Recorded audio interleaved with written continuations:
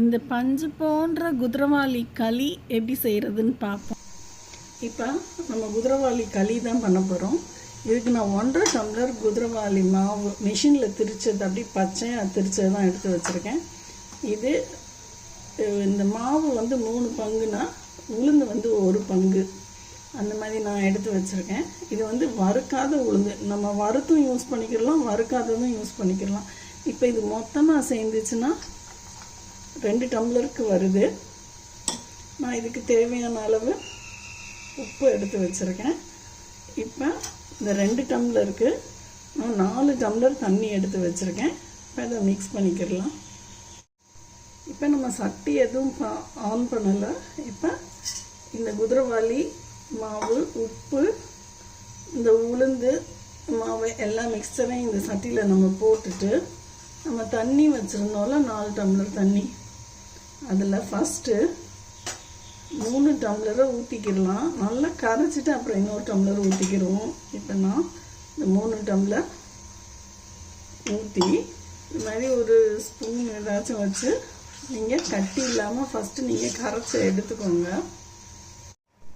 இப்போ நம்ம அடுப்பு எதுவும் பற்ற வைக்கல, 3 டம்ளர் ஊற்றிருக்கோம். இப்போ நல்லா கரைச்சிட்டோம், கட்டி இல்லாமல் இந்த பாருங்கள், இந்த மாதிரி கரைச்சிருக்கோம். இப்போ இந்த 4வது டம்ளர் தண்ணியும் ஊற்றிடலாம். கரெக்டாக 2 பங்கு தண்ணி ஊற்றிருக்கோம். இப்போ நம்ம அடுப்பு ஆன் பண்ணிக்கலாம். இப்போ வந்து உளுந்து வந்து நம்ம 3:1 போட்டோம்னா கிட்டத்தட்ட 30 மினிட்ஸ் வேகும். நீங்கள் வந்து உளுந்து வந்து 4:1 போட்டிங்கன்னா 20 மினிட்ஸ் வேகும். அந்த மாதிரி உளுந்து நீங்கள் எவ்வளோ போடுறீங்களோ அதுக்கேற்ற மாதிரி நீங்கள் half போட்டிங்கன்னா 40 மினிட்ஸ் கூட வேகும்.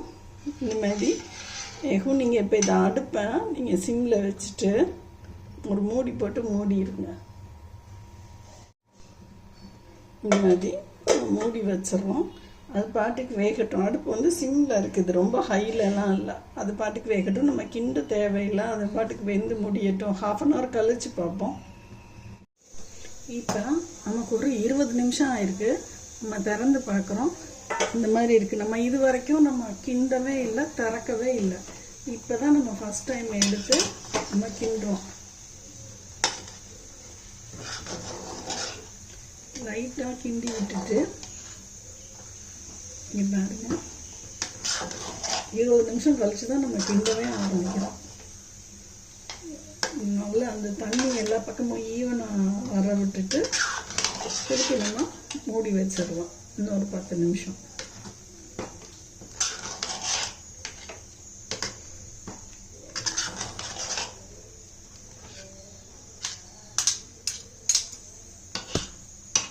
இந்த மாதிரி வேகட்டும்.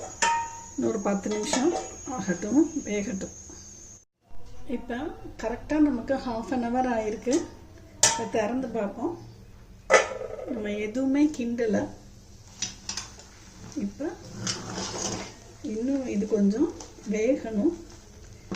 ஏன்னா கீழே வந்து நமக்கு வந்து ஒரு சிவப்பு கலர் ஆடை வரணும். வந்திருக்கு, இருந்தாலும் இன்னொரு 10 நிமிஷம் இருக்கலாம். இது அதனால இன்னொரு 10 நிமிஷம் இதிலே விட்டுடலாம்.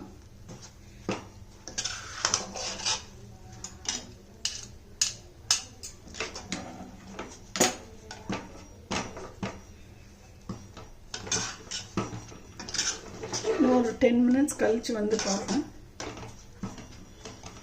மூடி வச்சிடலாம். இப்போ நமக்கு 40 நிமிஷம் ஆயிருக்கு.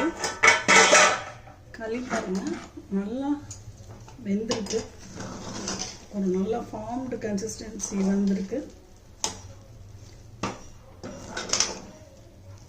இது நீங்கள் அடுப்பை ஆஃப் பண்ணிவிட்டு ஒரு 10 நிமிஷம் இல்லை 5 நிமிஷம் அப்படி மூடி வச்சுருங்க. அப்புறமா நம்ம எண்ணெய் ஊற்றிக்கிடலாம். இப்போ நம்ம ரெஸ்டிங் டைம் ஒரு 5 மினிட்ஸ் விட்டுருக்கோம். நான் இப்போ நம்ம எவ்வளவு மாவு எடுத்தோமோ அதில் 4:1 அந்த ரேஷியோவில் நீங்கள் என்ன வேணால் எடுத்துக்கிடலாம். கடலெண்ணெயும் எடுத்துக்கலாம், நல்லெண்ணெயும் எடுத்துக்கலாம். நான் இன்றைக்கி கடலெண்ணெய் எடுத்துருக்கேன். ஆனால் களிக்கு பொதுவாக நல்லெண்ணெய் ஊற்றுவாங்க. உங்கள் சாய்ஸ், நீங்கள் எது வேணால் நீங்கள் எடுத்துக்கோங்க. நான் இந்த மாதிரி 4:1 எவ்வளோ மாவு எடுத்தோமோ அதில் எடுத்துருக்கேன்.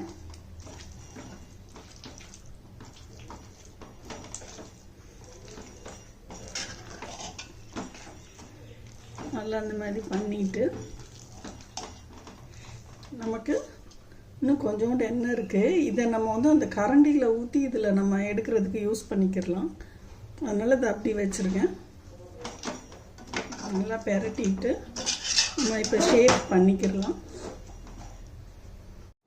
இப்போ பாருங்க, இந்த மாதிரி நம்ம கரண்டி எடுத்து வச்சுருக்கோம். இதில் கொஞ்சம் எண்ணெய் ஊற்றிக்கோங்க. இப்போ இந்த களி அந்த கரண்டியில் போட்டுக்கோங்க.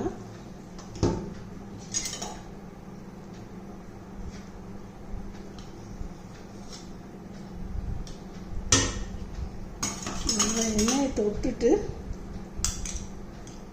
இதை இப்படி நல்லா இப்படி பண்ணிட்டுக்கோங்க.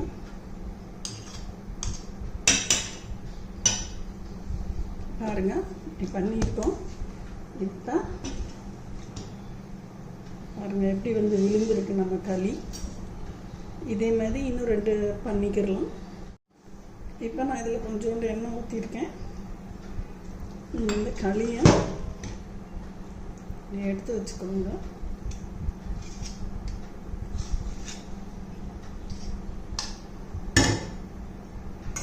இப்போ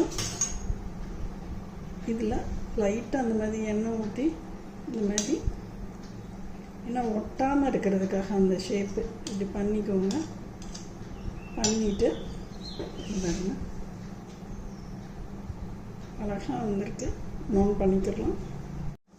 இங்கே பாருங்கள், நமக்கு 2 டம்ளர் குதிரைவாளியும் உளுந்து மாவுக்கும் சேர்த்து நமக்கு இந்த அளவு 9 உருண்டை வந்திருக்கு. இது அவ்வளோதான். அந்த ஊற வச்சு நம்ம கழுவிக்கிடலாம். இப்போ இதுக்கு வந்து நான் ஒரு மிளகா சட்னியும் அரைச்சிருக்கேன், கருப்பட்டியும் வச்சுருக்கேன். நீங்கள் இந்த மாதிரி வச்சுட்டு நீங்கள் எண்ணெய் கூட நீங்கள் தாராளமாக ஊற்றிக்கிடலாம். அதெல்லாம் ஊற்றி இந்த மாதிரி கட் பண்ணிங்கன்னா பாருங்கள் சூப்பராக இருக்கும். இது நீங்கள் அந்த துவையல்லையும் இந்த கருப்பட்டிலையும் வச்சு சாப்பிட்டிங்கன்னா செம்ம எம்மியாக இருக்கும். ட்ரை பண்ணி பார்த்துட்டு சொல்லுங்கள். பை. இது எவ்வளோ சாஃப்டாக இருக்குன்னு பாருங்கள். இங்கே பாருங்கள் எவ்வளோ சாஃப்டாக இருக்குது. செம்ம சாஃப்டாக இருக்கும் இந்த களி. நீங்களும் ட்ரை பண்ணி பார்த்துட்டு சொல்லுங்கள். பாய்.